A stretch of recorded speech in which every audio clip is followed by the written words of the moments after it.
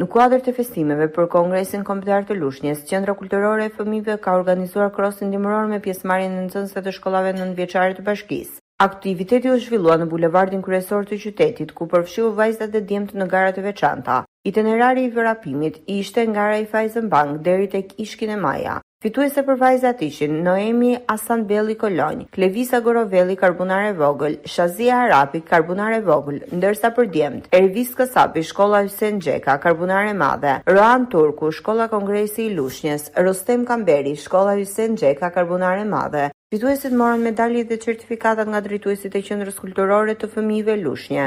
Falënderimet janë të shumta.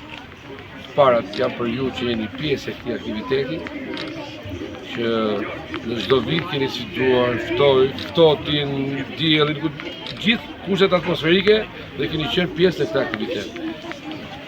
Vjen përshëndetja dhe falënderimi për mësuesët tuaj, që gjithmonë të gatshëm në shoqërim dhe në përgatitjen tuaj për çdo aktivitet sportiv që keni pasur. Për drejtoritë e shkollave, për zyrën mendore të arsimit parauniversitar, për Bashkinë Lushnjë, e cila si gjithmonë na jepi suport dhe na mundson dhe na lehtëson të gjitha aktivitetet që neve zhvillojmë në bashkëpunim me shkollën.